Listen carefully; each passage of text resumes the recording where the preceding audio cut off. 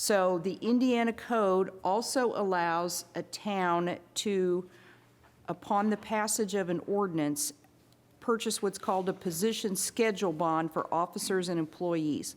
So if the town council is inclined to pass this ordinance, what this will do is it will essentially repeal the previous ordinance that was passed in 2015, and it will allow for the purchase of a position schedule bond to cover certain employees that are covered in subsection A, which is the clerk treasurer, her deputies, the town manager, the town administrator, utilities office manager, billing clerk, planning director, street commissioner, and the town marshal.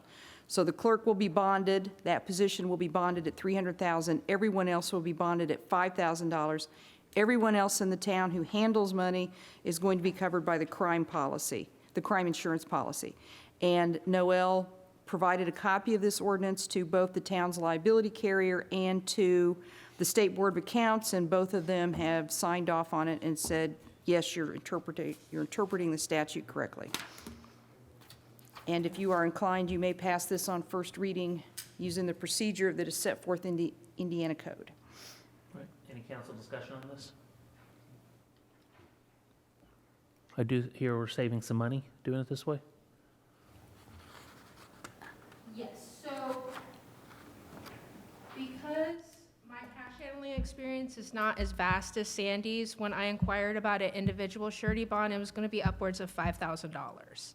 And Sandy's in the past has been under $1,000. So when I found that out, I started looking at different ways to keep the town from having to pay $20,000 for my term in office. So that was the reason to get this ball rolling. All right, thank you. And I don't have an exact figure yet. I can get that to the council. First Insurance Group, who we're working with, hasn't provided me with exact numbers, but I was assured there was going to be significantly less than $5,000 for an individual surety bond. Okay. Any public comment? Matt, the council action. In order to comply with the law, I move that ordinance number 2023-21 be introduced and submitted for first reading, which we've already done, but it requires a vote. Okay. Second.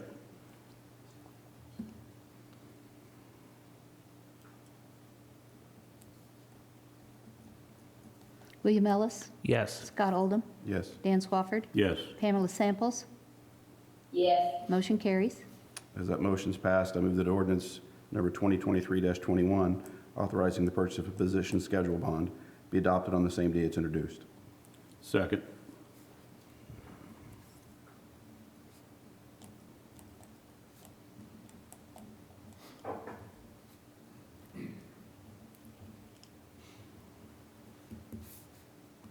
William Ellis, Yes. Scott Oldham, Yes. Dan Swafford, Yes. Pamela Samples, yes, motion carries. And finally, I move that ordinance 2023-21, authorizing the purchase of position schedule bond, be adopted. Second.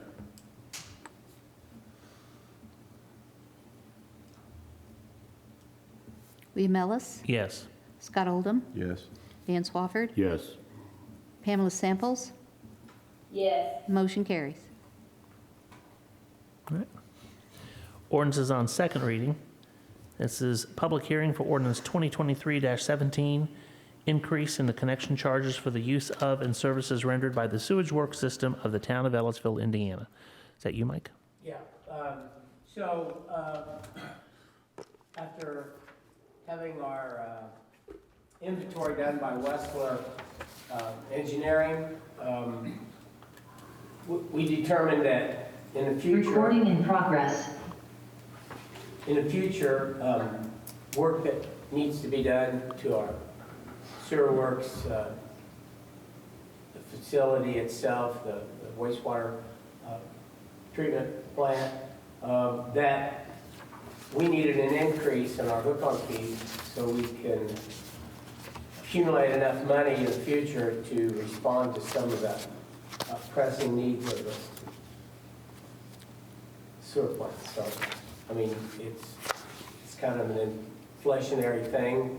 Everything's gone up in price for replacement or new, and so it was determined that this was a good idea. And in fact, probably 5-6 years ago, maybe longer, We had recommendations to have the hook-on fee be at $4,500. So, but at this time, we just thought this incremental increase would suffice, and sometime in the future, not near future, we probably will come back at you again. And I would point out, this does not affect our current customers. This is for new hook-ons, so it's for new builds. So this actually protects the existing customers and allows for people that want to join the club, if you will, Yeah. of Taylor. Any council discussion?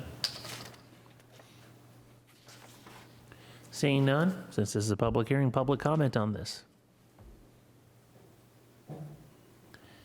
Keep See. in mind, this is one Pam cannot vote on. She cannot vote electronically. Okay. Because the policy for remote calling in, only those present can vote on any type of financial Yes, increase. because it's to increase the fee. Okay. All right, back to council action. I move approval of ordinance 2023-17, increase in connection charges. Second. William Ellis. Yes. Scott Oldham. Yes. Dan Swafford. Yes. Pamela Pam. Motion carries. All right, ordinance is on second reading again, 2023-19, to create two funds for the general obligation bonds of 2023.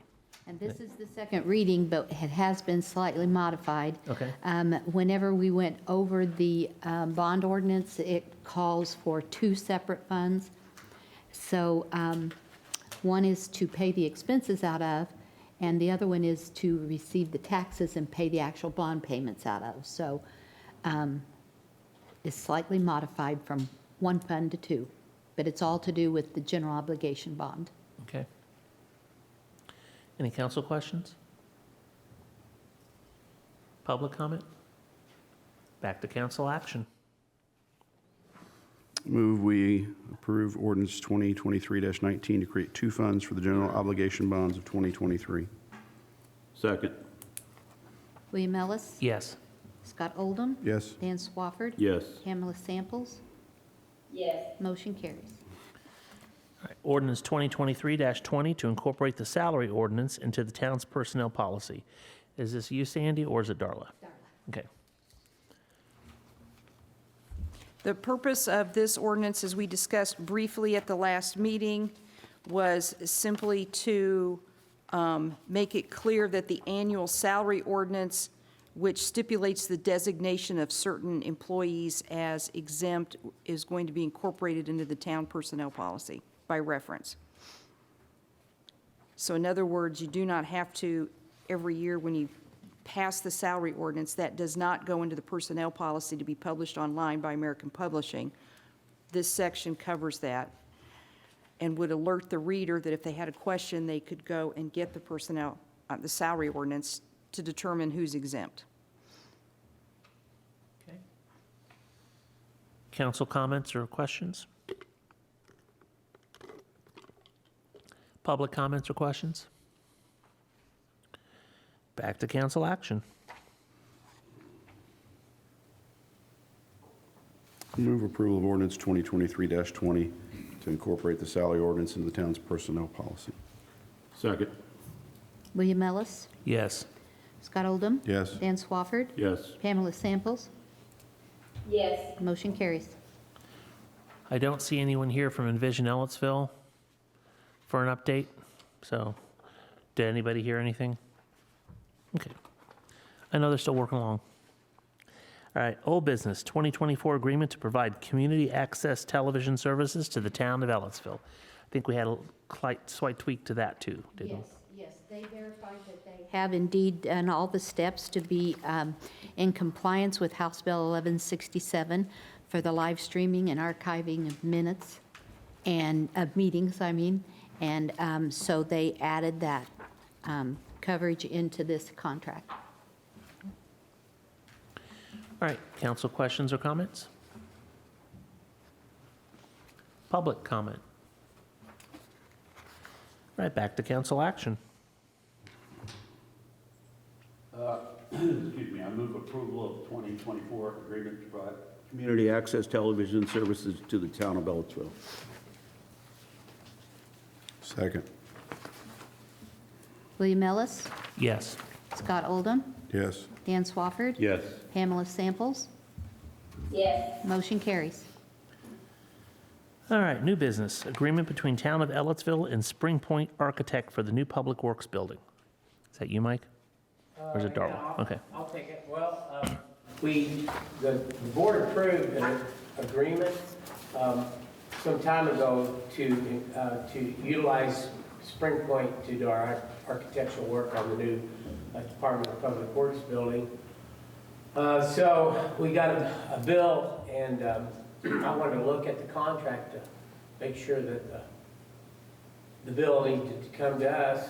And I'm just telling you this to explain that we didn't have a contract, and so I called Spring Point, and they didn't have a contract. So we have an agreement, but they have sent a contract to Darla. I think she's looked over it, and I'll let her take it from here. And I think we need to get a vote on the contract. This is for architectural work for the new utilities building, or the Public Works building. And so the contract will be with, as Mr. Farmer pointed out, with Spring Point Architects, which is a local architectural firm in Bloomington. And they will charge the town $180,000 to do the drawings for the new building. This will be bid out, and so bids will be solicited to contractors. And I think the schedule, hopefully, is that this will go before the Ellettsville Plan Commission, maybe in February. In April, the information will be sent to prospective bidders. Bids are going to be due in May. Construction should start in June, and hopefully will be finished by February of next year. And I would point out that today we have not paid into this. Okay. Just so you know. Darla, did you get a hard copy? I did not see a clean copy when I left. I did send an email to Jane, and I can't remember her last name, I'm sorry, at Spring Point, and I told her I had no problems with the contract and to send me a clean copy. So we don't have a document for you to sign just yet, right? Correct.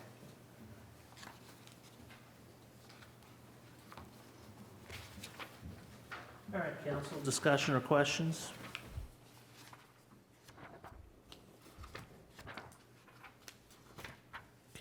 Just have one quick question, is this does not have to be a sealed bid thing for the, since we approved? Service. Okay.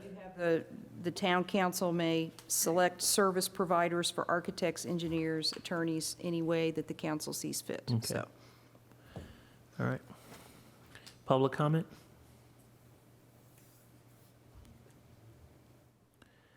Council action?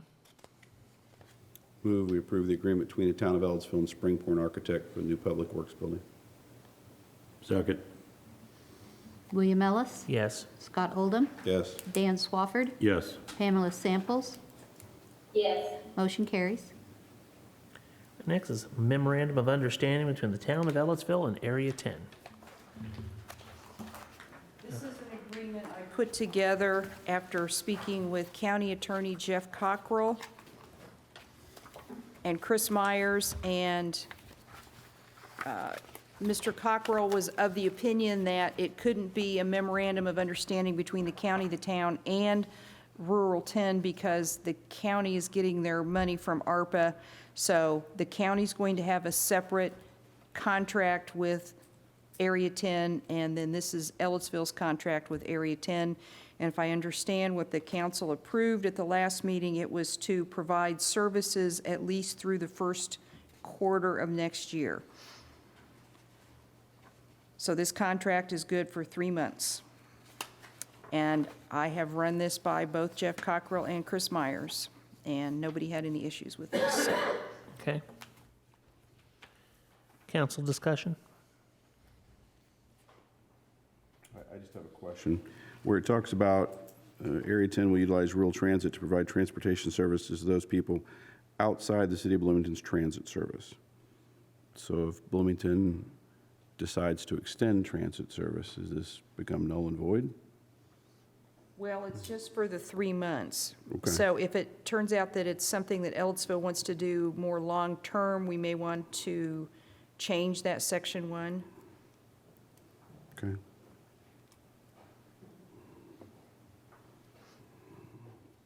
And I think I saw an email forwarded that somebody reached out to us that there may be some federal grant money we need to look at. What do we as a council need to make any, do we need to do anything so we can look into that? Well, I just forwarded the message that came in here. I mean, It was from the Center for Rural Engagement at IU. And the gentleman who sent I'm not going to get his name right. Smaligo, Smaligo, Nicholas, who invited the town to contact him if they were interested in seeking funding. So I'm happy to start that conversation if you want me to give him a call and see what's involved and what kind of funds are available. And I definitely would. Anybody on the council object? Good idea. Okay. I'd suggest we also meet, I don't know if you're gonna have a couple people represent the town board. We probably ought to do some fact-finding meetings and kind of square up where we want to be at the end of this and have a plan for all the different options that may happen, whether we move forward after 3 months or we end it, or, I think there's a lot of information we don't have still, and I'd like to know who I should work with on the board. When we set up meetings, somebody from the board, it'd be nice if they sent in the meetings. I'd be happy to. Yeah, I'm fine with it too. Okay, well then, you're the two I'll be calling. All right. We just need to make it, and not to make this a negative, make it apparent to everyone that we may not continue this after 3 months. So Right. do not count on the town going forward with this. Seek whatever alternatives you can make. That's evident from our budget and. Right. Well, again, I just don't want people to take away, a misunderstanding that, no, we're going to continue with this. There's a likelihood that we will not. So That's clear. make sure that you're making plans. And these 3 months, in my opinion, were kind of given as a way for us to pursue these other things like that. Nothing else comes of it. I mean, Right, as it There's sits, I nothing. don't see how we afford it. If Right. something becomes available, absolutely. any more council questions or comments? Any public comment? Back to council action. Move we approve the memorandum of understanding between Town of Ellettsville and Area 10. Second.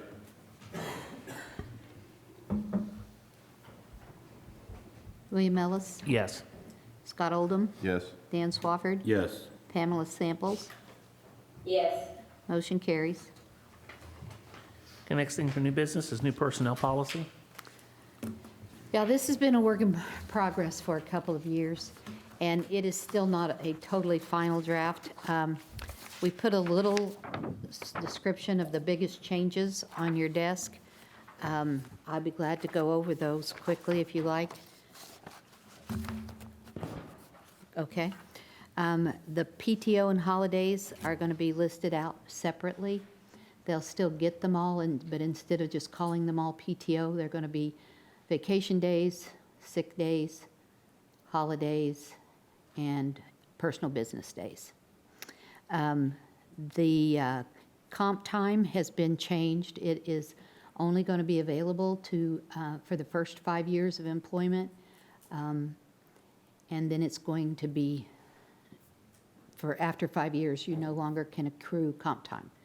It'll just be paid out to the employees. Yes, Correct. yes.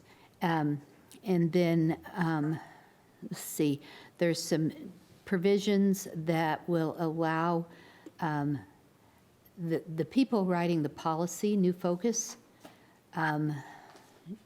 was not real fond of us allowing people to carry PTO time over into sick time because PTO is a earned benefit and sick time is, we just give them that. It's not really earned in their mind.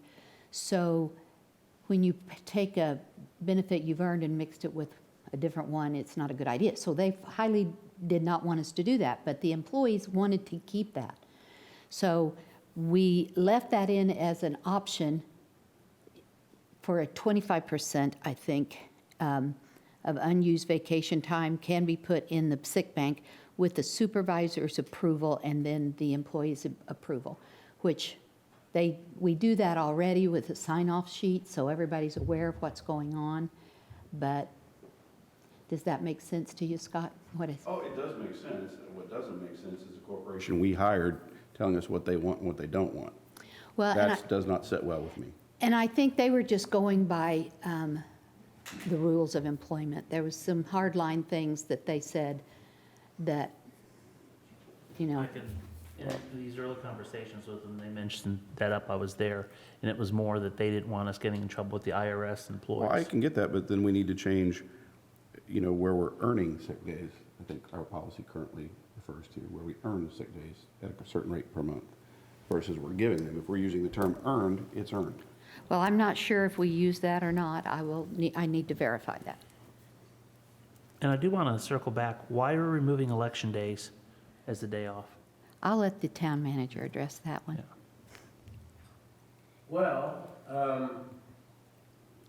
we used to get the day off because they utilized our building for the elections, and so we closed the town hall or what have you, and so I guess everybody else followed suit and didn't work as well, but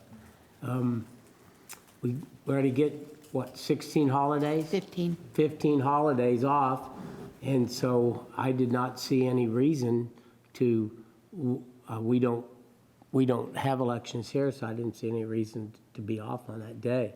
There is a phrase that says, we will allow people to go vote, and they work it out with their supervisor, and they leave and come back. I'm more concerned with volunteers, that people may be working elections on election day. And I don't feel that the trading of the two holidays are worth removing election days. I really think election day should be more of a holiday than almost anything. Well, it's not any kind of argument I'd want to die for, so I'd be glad to follow the lead of the board. What's everybody else think? Don't carry the way. No, I guess I don't. That's okay. Dan? I mean, letting them off to vote, but I see what you're saying about the working the polls or whatever, so, yeah, I'm either way too. So. I don't want to do anything that looks like we're discouraging people getting involved in elections. And I think this would send that passive message. And I, as an elected official myself, I liked being off on Election Day because when it's your year, you Right. have to campaign and do different things. But at the same time, I don't know a lot of our employees that I've ever seen work the polls. No, they may There not. are a few, Right. so, But the county still does it, and I'm thinking that's just a good, I feel that we're trading holidays, and I don't think that it's an equal trade.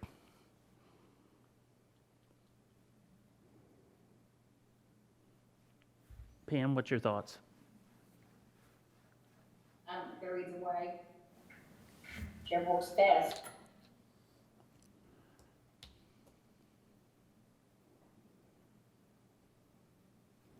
Well, I would love it if it did get changed back to election days had a time off. Because I think that's a cornerstone of democracy more than almost any other day off we have. so we had changed that, they still had their 15 days. But it was changed to Juneteenth was added, and the birthday was added. The birthday used to be in PTO, so we just Right. separated it out as a holiday. So do you want to rearrange the existing holidays and maintain 15? Or are you suggesting that we go to 17 paid holidays? I would say rearrange. Juneteenth is not a state holiday, is that correct? It's a federal holiday now. Right, but it's not a state, and we deal with most of the stuff in the state, so Well, until that happens. Yeah, the banks are closed and all the other governments in Monroe County are closed, so it's just Correct. a thought. And President's birthday, what'd you say, birthday? The employee's birthday. Do they have to use it on that day? No, it's kind of a floater. Okay. We have to use it by the end of the year.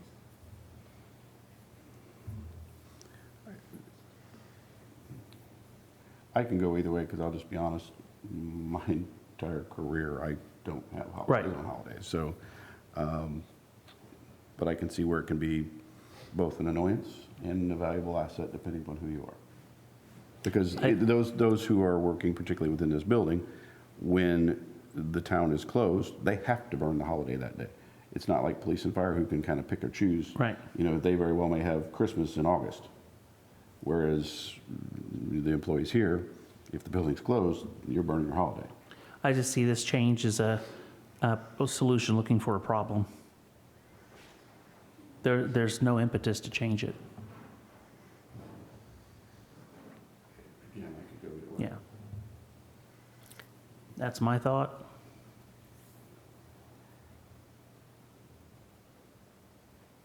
So you want to, I don't know. I've got 3 people that said they don't care, and I'm the only one that does care.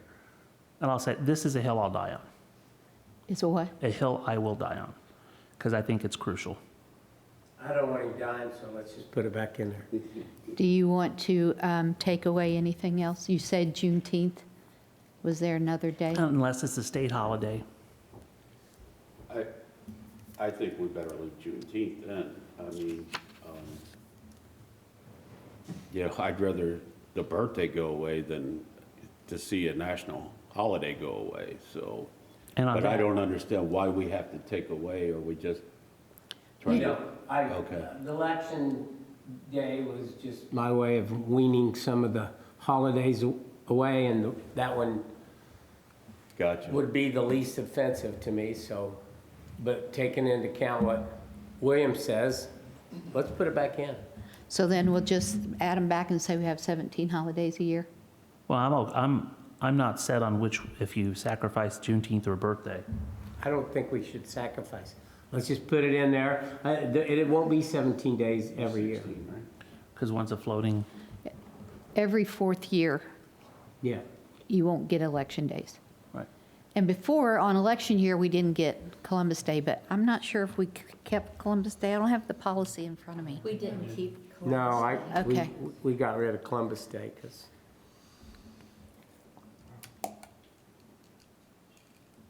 So if there's no local elections here, like this last time, then. There's only 1 out of 4 years. Actually, That there was, has- it just didn't exist. Right. Yes, only, and see, that's another thing. 2 out of. If we aren't affected, if we don't have an election, should there be a clause in there that, because this year we got the days off, I would be up for that clause. No, I would not. Okay. Simply because you really can't predict That's whether you true. do, whether you don't, up until the last day of filing. You just Exactly. compromise And if stuff. employees make vacations based on that or something, and, oh, now you have to work. Right, right. It just Yeah. becomes more trouble than it's worth. And to be honest with you, I would just keep it continuous every year, because it just becomes too much to track. Well, every fourth year, you don't get it. It's election day somewhere for somebody. I mean, again, what would be the election year that we don't? It'd be 2025, No, it'd be but the what next would it be? one. Well, who's elected then? Virginia, Kentucky, No, but some election occurs. not in the state. No, but there's some national level stuff, is there not? Nope. no, there's 1 out of 4 years, there is no elections in Indiana. I would still make it just every year and be done with it. Works for me. It just becomes too much. That's a Jimmy Buffett, isn't it? Somewhere it is, yes. That's what I was thinking. All right. Because then you get into, do police and fire get it that year? Right. Because it's a floater for them. If it's just the same every year, that way everybody knows going in. Makes sense to me. Okay, so the carryover on the vacation, they added the caveat of being able to pay 25% of that out to the employee. And I just, as the outgoing clerk treasurer, I have to say that is a budgeting situation. that would be extremely hard to cover because you won't know how many days people have left, and you won't know how much that's going to cost. So it's a very nice gesture, and I just don't know how to accommodate it in the budget. We'd have to budget in the 100 lines for every department, an extra week's salary for every employee. Yeah, that's pricey. That's real pricey. What is a week's salary for every employee? Do you know off the top of your head? Well, About 40 grand in total? well, with benefits and everything, our biweekly is about 135 to 145 every 2 weeks, so half of that, about 70,000. And then take away the benefits or whatever else out of that pay, so we're down to 40, 50,000, somewhere in that neighborhood. Maybe, yeah. It's a big chunk every year, you got to budget extra. It is, especially when you want to give everybody a raise every year, so then you have to decide, do we budget in a raise, or do we save money for vacation payout, or just how do you do Were we it? expecting a vote on this tonight, or just? Absolutely not. Okay. Good. Well, because I got a question about the PTO holidays, about when we do the payouts for those. And this may be a legal question addressed to Darla, but it talks about we pay out for PTOs only when retiring or on termination. I got a question about the termination part of that. If you're being terminated, again, for bad faith, why would we pay you out? That should be just a loss. There is a clause in there that you have to leave in good standing. Then we It can't- used to be you didn't get paid out in the old policy unless you were vested in perf, which takes 10 years. So my question would be, how would you be in good standing leaving if we're terminating you? Well, if you're getting terminated against your will, that's one thing, but it's also called termination if they quit. So if they quit in good standing, then they could get paid out for their benefits. Wouldn't that be a resignation? It, I mean, again, I know we're splitting hairs, but just Yeah. for the purposes of a policy 5 years, 10 years, 15 years from now, that well, if somebody you'd else like that interprets. clarified, we can sure get that done. I think it would be cleaner for future councils and administration. PERF classifies it as termination when, some of them is termination, other places it's separation of employment. However, just so we delineate it between good faith, bad faith, and you're We escorted out. probably would have to say involuntary termination or involuntary, something like that. Did you have Yes, something to Noel. add? In section You can- 405, it talks, in section 405, it does go into great detail about employee terminations and the different resignation, discharge, layoff, retirement services, so it is broken down in there. That's fine, so long as it's Okay. reflected in this policy, I don't care how we, All right. Okay, so that is clear. All right, good. Thank you, Noel. Any more council comments on this? about the rest of this. Yeah, or do you want to hear from Sandy? It's up to you guys. I do have a couple questions, Okay, but yeah. fine. Do you want me to read through the rest of it? I would rather ask just the questions because will this be with the packet online? Can we put this with for the public with the minutes and stuff? This is work product, is it not? Yeah, this is nowhere, I mean, I don't feel like it's finalized yet. Okay. So it affects the employees, not the public. Okay, fair enough. It's a personal I issue. guess I'm just saying that we see it here. I mean, I think it's good time to ask questions for it and not wasting your time with, Okay, well, the Reading one it. thing that I wanted to point out was that last one. please do. That, you know, currently, all employees can earn up to 5 weeks of vacation, and the new policy suggests a total of 4 weeks. So anyone hired after January 1 of '24 could only accumulate 4 weeks of vacation. Everyone that is previously employed would maintain the 5 weeks. So it's a little bit confusing, but that was the And this is even after even if they haven't earned the fifth week, if they were employed previously, they could still qualify for that fifth week of earning? Correct. if they were employed previously, so if they quit and come back, they wouldn't, No, before we pass a Prior personnel to. policy, prior to the Yes. personnel policy, Yeah. okay. And that didn't come from the people that was writing this, it came from within. Probably should have never been a fifth week. I believe the 5th week was in lieu of raises a long time ago, so there was a lot of bartering in the old days.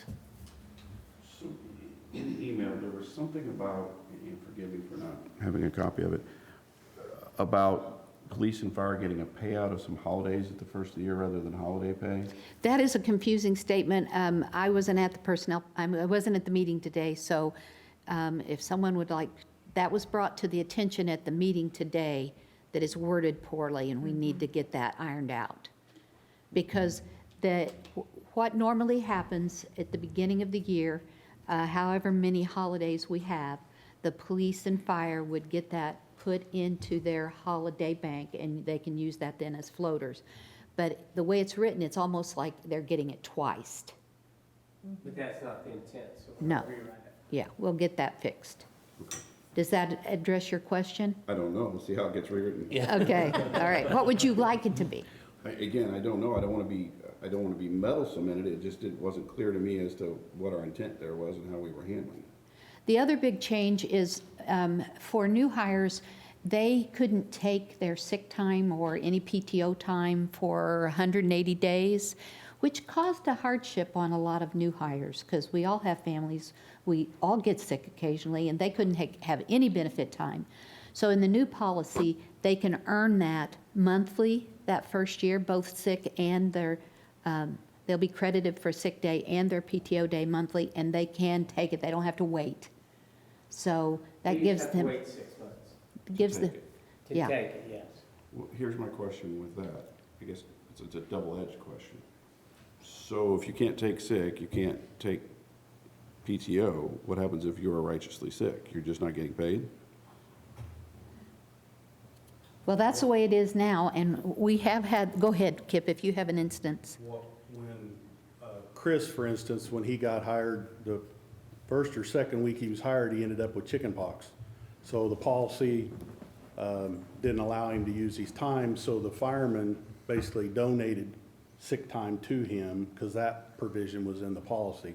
So he was able to be off and get a And paycheck. it's on the supervisor to okay it of the department. So there's been instances where people have tried to transfer their sick time as they quit, and it's been denied by supervisors, me being one of them. So could we potentially look at some medium to that? Because again, let's think about COVID. One of the people within that 6-month time period says, I don't have the time to take off, my family can't afford this, and they report for work. And now we're at risk of exposing the other employees to communicable disease. Can we leave it to the supervisor's discretion if they can use sick time, as opposed to just a blanket no? For me, I think correct me if I'm wrong, but I think the new draft says that they start earning PTO and sick time the day they're hired. They can start using it immediately also.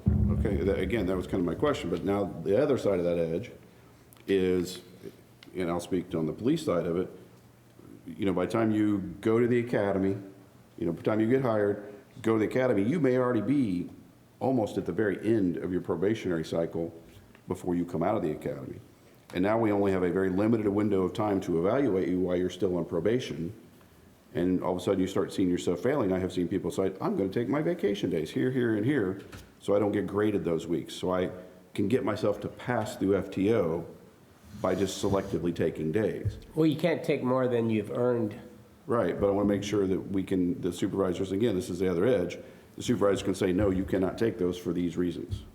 Well, I get what you're saying. I think we talked about it, but I think between vetting who we hire and the fact that that could happen to us once, every whip stitch, we decided that we would take that chance. I mean, The policy it's- does say that the supervisor has to approve the days off, so. Yes. it's basically in the hands of the supervisor to. As long as it maintains evaluate. that, I'm good with it. Sure. Yeah.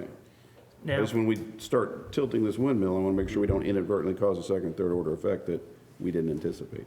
Right. you mentioned something that had been brought up at the first meeting with this, is that people being able to transfer sick days to others.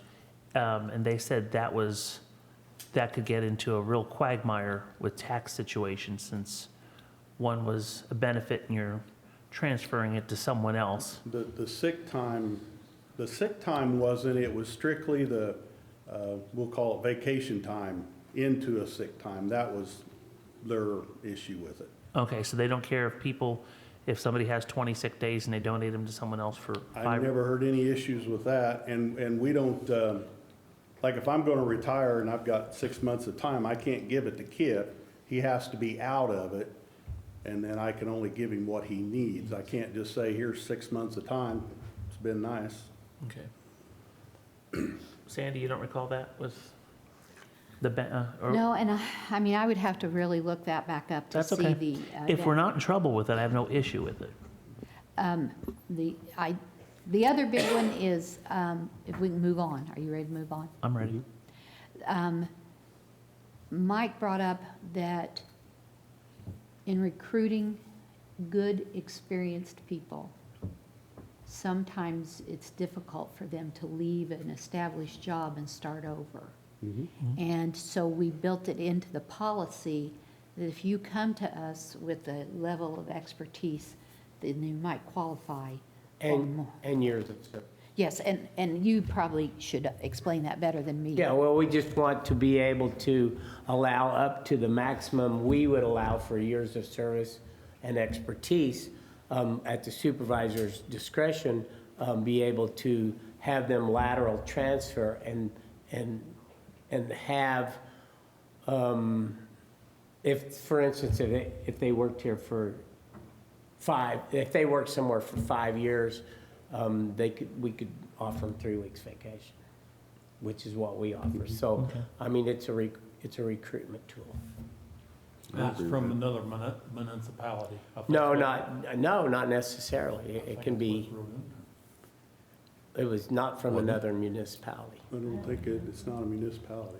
No, I It didn't could want, come I from the mean, private sector. yeah, it's just I from thought I read that in Anywhere. the policy. anywhere. If they have that Yes. relative, and that would be up to the Town manager. town manager to. Yeah, and we've always worked to get away from having anybody that starts at Just start town at of the bottom. Ellettsville to have to start at the bottom and work their way up with benefits. So, Okay. I think it has a pretty simple Another- reason. Go ahead. Another thing is too, prior to this also as well, a lot of the guys would use comp time. They'd acquire comp time and they'd use the comp time if they were sick or if they needed a day off. That's how a lot of the guys in the DPW did it. So, but going to this, they'll be able to earn it and then Take it sooner. take it sooner, so. Okay. The holiday portion, what they've written in here is they've basically taken 2 proposals and blended them together. It's why it's so confusing. There was we talked about fire and police not getting holidays any longer, that if they worked the holiday, they would get a bonus pay, and that didn't fly very well. Then the other was they would just merely, like firemen, they'll get 5 holidays a year. But obviously you can't use them as you accrue them, because I'm gonna lose all my shifts come December trying to get in Thanksgiving and all that. So the fire and police would still accrue their holidays January 1 for the year. So yes, that whole paragraph is convoluted, so we're gonna rewrite it and clean it up. The bottom line is it's still a work in progress, but this is Yeah. kind of where, this kind of let us know where we are. Yeah, the way it's currently, you can read it that the fire and police are gonna get 30 holidays a year, and that's not the intent. The other thing, this company wants this to be a standalone policy, and they will keep it updated as we see fit, but don't want it incorporated into our town code. So if we adopt this policy, Darla, do we need to do that by an ordinance that you create for us? And then anytime there, or we just can I'm not adopt the understanding why personnel it wouldn't be. policy? I just didn't know that Easier for them to change. because it was always before we did an ordinance. Yeah, probably by an ordinance, but what's their reasoning for not wanting it in the town code? Just in case it changes Yeah, I think that they can update it quickly, and I tried to get them to say, you know, we've had this in our town code in the past, and we'd like it numbered like it was, but I think that they just start fresh and make sure all the laws are covered in it, and then we worked on including our benefits into that policy. So basically, they want us to go back and repeal Yeah. what's in the code now, or at least just not have it published on American Publishing. Right. Now, they said that they can still provide us with a searchable document, because I really like the benefit of being able to search. Sure. Yeah, okay. I guess I'm just not comfortable from deviating from past practice without some substantial reason beyond the company we hired and are paying decided they didn't want to do it that Right, way. I agree. Well, that is I don't know. I mean, ultimately, they work for us, We'll so get- I'm sure they'll be. We'll get a clarification of why that Yeah. should be thought of as a good idea. Well, I guess I'm really uncomfortable with, well, that way we can change it quicker. No, it's up to this body to change it. Right. Yes, And some- it would always come Well, before and- you, And yes. sometimes it's not a bad thing for it to take steps so we can all let emotions and anything else unwind themselves and thoughts unwind themselves before we do something drastic that affects people's livelihoods and/or their happiness and enjoyment at work. I can't I think don't of. think the Monroe County policy is part of their ordinances. I think it's a separate standalone. How does the city do it? Yeah, I think it's separate standalone as well, but we've done it this way for so long. So, because comp time was brought up, so anybody that has any, you don't just lose it. You have to either get bought out, or you can just, you have it on the banks until you run out of it. So anybody after 5 years, I didn't want anybody to think they just lose it, or anybody that has a large amount of comp time, that they'll be under the gun to use it immediately or anything like that. It's just that after 5 years, you can't accrue it, and even before 5 years, you can only accrue 40 in a year, and you can't accrue more than 40, and you can't take more than 40. So there's some limitations to it, and it goes back to recruitment as well, so. And again, for everybody's, because I know you and I discussed this briefly, why do we want to do away with it after 5 years? Well, because after 5 years, an employee gets 3 weeks of vacation.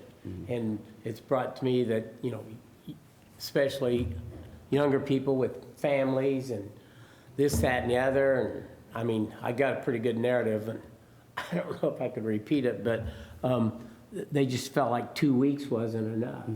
And so by getting 40 hours of comp time, they can increase the amount of time they could be off with their family.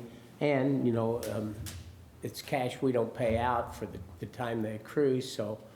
No, but I guess my question was, why would we stop that practice after 5 years rather than just capping it at 40 hours every year and continuing? Well, past- because we was gonna get rid of it completely. Right. And so that was kind of a middle ground for why we started it back in 1998.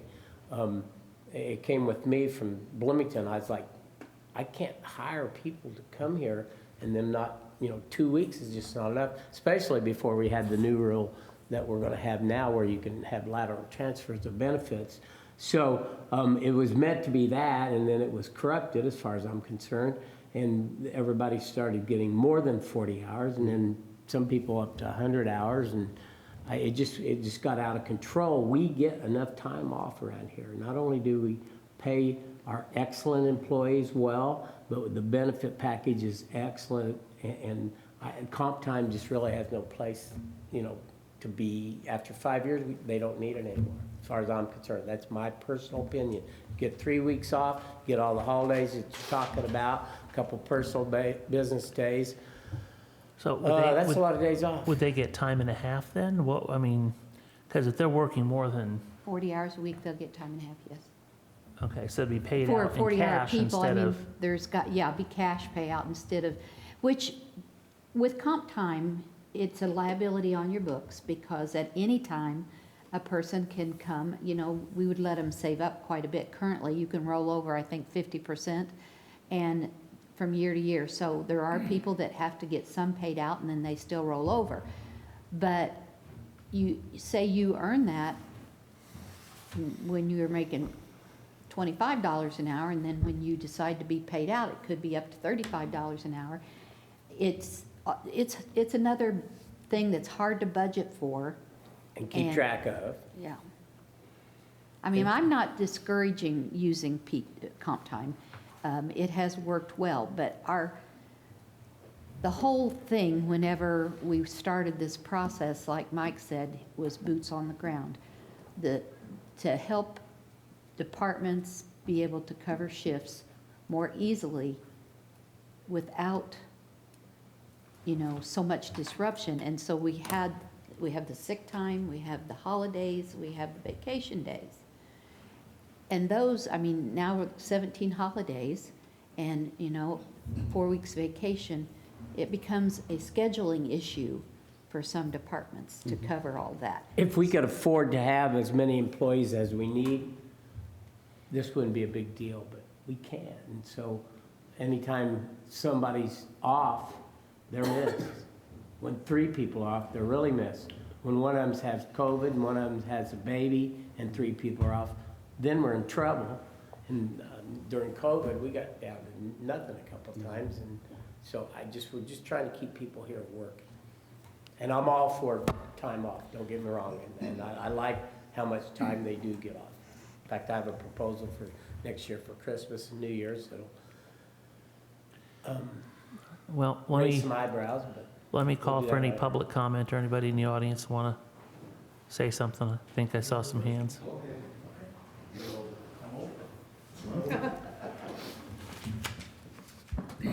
Craig Davis, Police Department. I've been there a long time, and over the years, there's always been a lot of controversy, scrutiny over paid time off, how employees use paid time off, sick time, how employees use sick time. This has went on for years, not just recently. This has went on for years, coming out of town hall, elected officials, what have you. I've heard it all. I've been here, well, all my life. We're talking about reducing PTO time for new hires. Recruiting and retention is what comes to mind. It takes, if we want to hire a police officer, it's 4 weeks. I know, Mr. Oldham, you understand this, and if Trevor was here, you'd understand it, but it takes 4 weeks basically to get somebody through PERF. Then we have to find an academy date if they're not a certified officer. Then we're looking at 14, 16 weeks now for academy, then another 10 weeks for field training officer program. That is 6 months of time and money and equipment that we have invested in a police officer, if they're not academy certified. If they're academy certified, all that can be reduced a little bit. There are other agencies out there, and I see the postings all the time. They're constantly recruiting officers from other agencies, and they're offering some nice packages. I would hate for us to become a training ground for other agencies because we don't offer the same benefits or close to. Time off is important, and I just don't know that we're thinking about recruiting and retention. And then when you discuss the comp time, if I work overtime for the town, and I'm going to use the date April 8th of next year, I'm already anticipating working my 3 days off on that weekend, maybe 12-hour days. I don't know, depends on how crazy it gets here. I want my time back, because to me that time is worth more than the overtime money that I'm going to get paid. And then, are we going to be able to budget enough money for the overtime that our department works? Because we have guys that work a lot of overtime, and I don't know what those figures are off the top of my head, but I think within less than 6 months, we might exhaust our overtime. Comp time, I know it's not perfect. It cuts our staffing down. One guy on duty out here is never ideal, especially afternoons and evenings, but we make it work. Chiefs manage to make it work. Lieutenant Michael, we make it work. We make the schedule work. Is it ideal all the time? No. Sometimes there's no backup for one of us.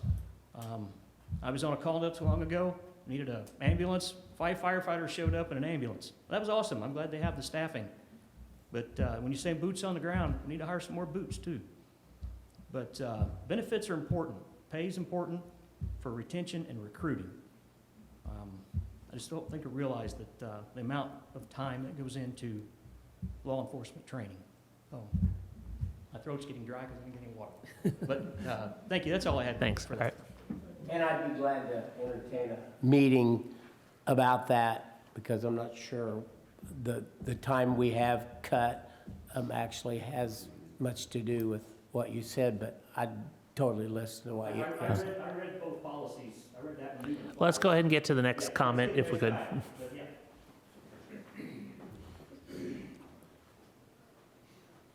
I'm Dylan Plummer, and I'm thankful for the comp time. I love it. I just don't think when you hit your 5 years, it should be taken from you. That's kind of like a punishment in my eyes. Well, thank you for working 5 years. Now you lose your chance to get comp. That's all I have to say. I would look into that a lot more. Okay. Thank you.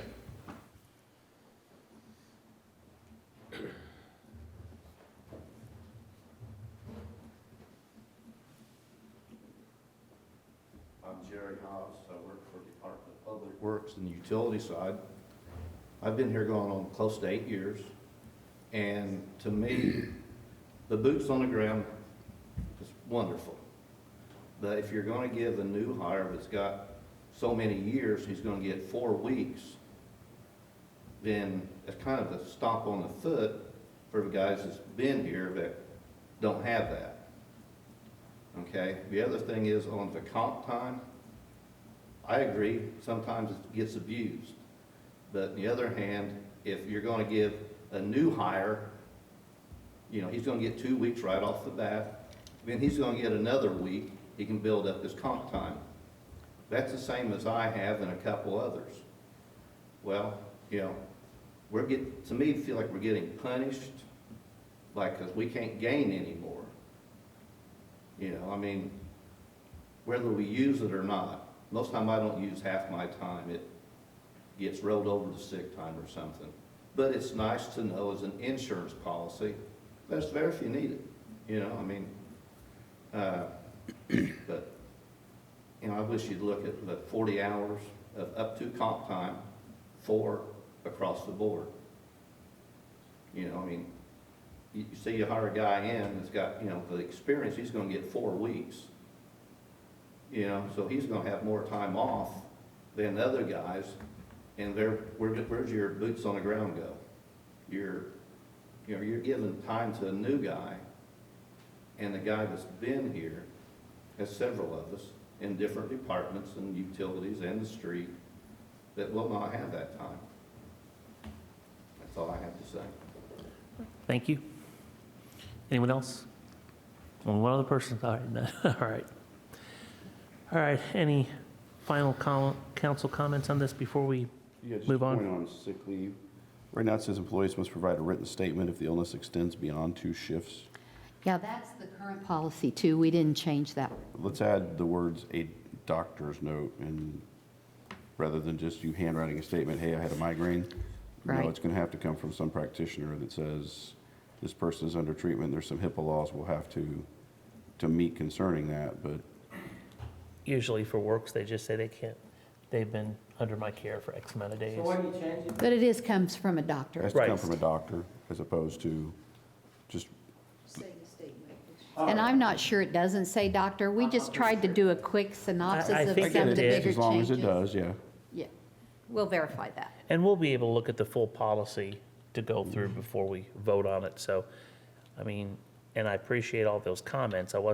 Normally I respond to them, but I'm actually, at this point in time, since we're really just listening, because there's a lot of unintended consequences that sometimes we don't see from this side, but when you're there, you don't just see them, you get hit with them. So that's why I appreciate you guys letting us know about this now. And all of this talk about the structure of the time off and how you earn it, that all had to be revised. That's the only reason it's mentioned in here, since we went backwards to 4 weeks from 5. Well, like when it says fire would earn 10 hours per month for the first year, what happens in the second year? Well, then they'll get credited. The way the policy is written now, and this was also Mike's suggestion, to not have to wait till you've been here 10 years to get that 3rd week. So after year 6, you get a day. On year 7, you get an additional day, all the way up to 10. So you've got your 2-week base after a year employment. Mm-hmm. After 2 years, you have 11 days, just using a 40-hour person, and then 12 days consecutively. So it's basically you're earning those every year, 10 additional. Yes. Instead of getting hit all at once. Right, that's fine, I'm just trying to make sense of what it says. No, I was just agreeing, And yeah. it is clearer in the policy than in our Okay. little analysis here. And to be clear, somebody that does a lateral transfer, if it's beyond 5 years, that they get their benefits, then they're not going to be allowed to get comp time, so. They would be just jumped in. That's at a that. misunderstanding. Right, okay. Okay. All right. On If to the the, council would decide to, thinks it's best to leave comp time in, I do think a 40-hour limit might be beneficial. That way it reduces the liability. Sure. Still gives the employee that flexibility. And I have to say, after looking at the timesheets, the comp time has been really used a lot. So A can they lot of use, people like it. sorry to interrupt, can they use their vacation days, holidays, however you want to term it, by the hour, or does it have to be by the day? I do believe there is per hour for most of them. Okay. I believe personal business days was a 4-hour increment, and sick and vacation time was in hour increments, I believe. That would allow people to take sick to go to a doctor's appointment. Well, sure. Without having to take a whole day. Yeah, absolutely. It would make more sense if we did it by the hour, but I wanted to be sure we didn't have some archaic rule that, no, you got to burn the whole day if you're going to go for 2 hours. We did for a long time, but we Right. did change that Okay. in the old policy. okay. Open up now to privilege of the floor. Anybody else want to say anything? Supervisor comments, I please ask to keep them pithy, because for council comments, there's something I need to go over. Okay, well, Short. okay. Do you want to? Go ahead. Well, I just want to say this is Sandy's last meeting, so I sure appreciate working with her for 26 years. If ever there was a yin and yang situation, I'm pretty sure we was it. And if you read about it, it's not necessarily an opposing force. It's something that works together for the good. And so I think I'm pretty sure somebody said, boy, that boy needs a check on everything he does. And she was that check. And between what I wanted to do and what we could do and what we did was perfect, having Sandy on my shoulder all the time. So I really appreciate it. We went through so many projects, and you know, the biggest project we ever did was the 46 splits through town. The utilities did about $3.2 million worth of work. There was all kinds of paperwork and keeping track of it and sending it to DOT and getting the money back. I mean, we do it with all the projects, a little or a lot. And what really makes the town go is the clerk's office. So money comes in and money got to go back out, and somebody's got to keep track of it, and somebody's going to get in a lot of trouble if they don't take care of it. And for 26 years, I have not went to jail, so I really appreciate it, Sandy. Jimmy? Yes, when Scott and Jim Davis recruited me as a police chief, my first thought to them was budgeting. I didn't have any idea about budgeting, and they said, you'll learn budgeting. But Sandy, for 8 years, you've taught me a lot about budgeting, and I appreciate that so much. We've had some ups and downs, but it's always come out pretty good. And I appreciate your friendship, and thank you so much, and good luck to you. And we'll be praying for Larry also. All right. Kevin? On Christmas evening, we had a fire on Mustang Drive in the hallway, and it definitely could have been a lot more serious. Pretty heavy smoke in 2 of the buildings and just light smoke in the other. We ended up with 14 firefighters there with our aide, 1 Ellettsville police officer, and a Lifeline ambulance service. The fire was a light ballast that dropped down, caught the carpet on fire, part of the wall, and smoked it up pretty good. The biggest challenge we had was a lot of those, it was during supper time, and by God, they were not going to leave their supper. So the challenge to get the buildings evacuated. So this was the apartment buildings? Yes.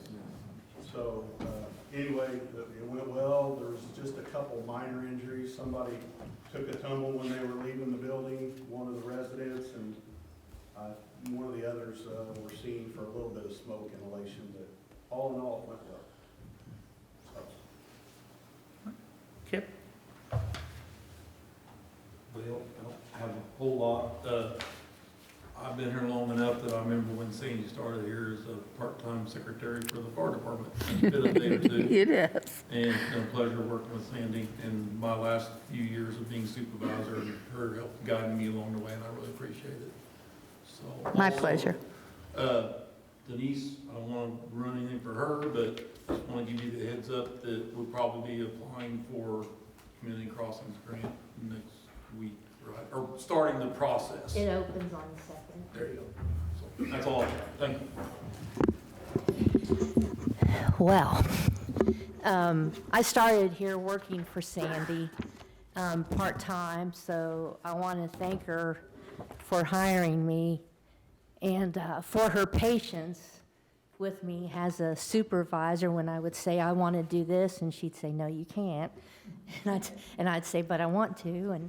But anyway, I thank her for her years of service and her, how can I word it?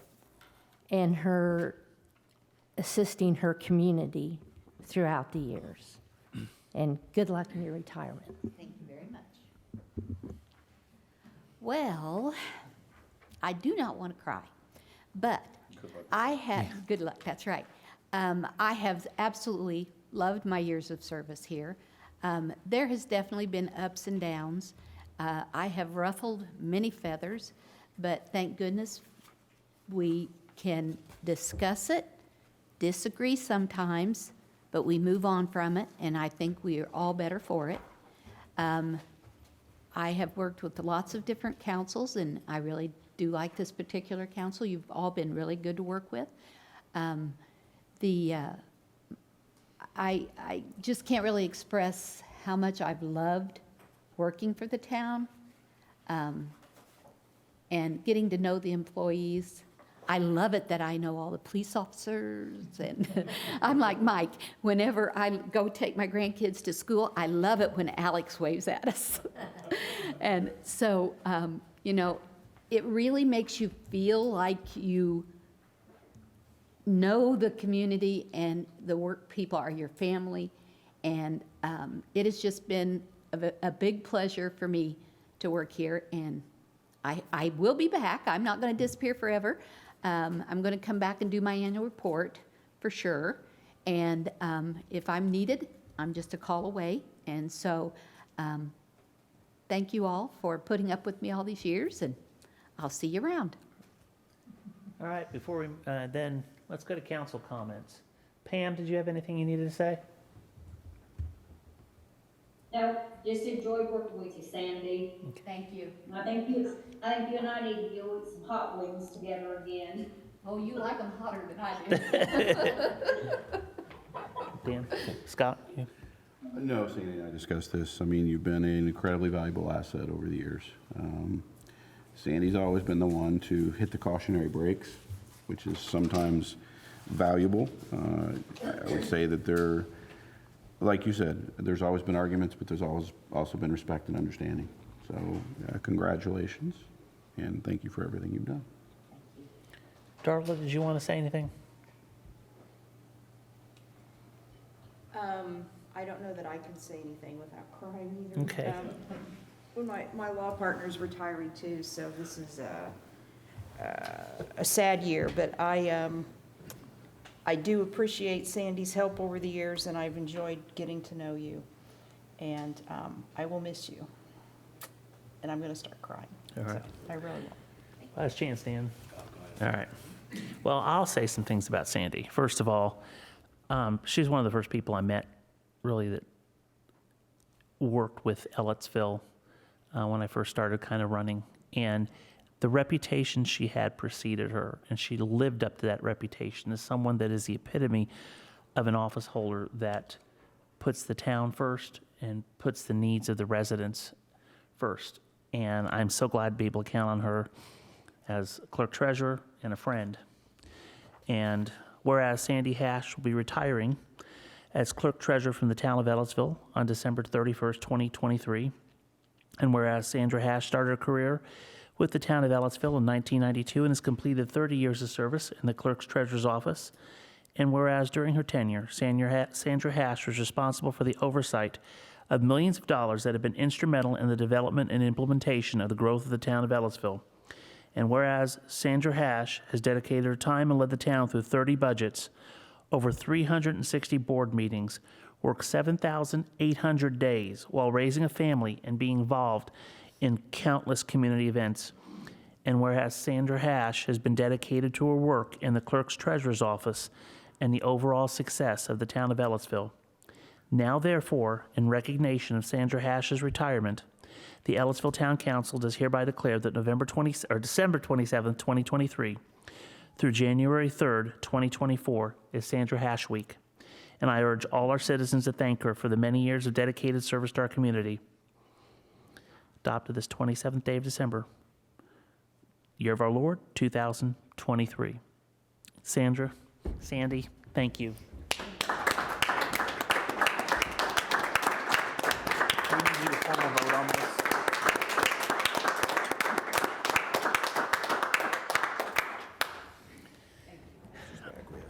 Yep. And with that being said, I will call the final meeting of 2023 adjourned.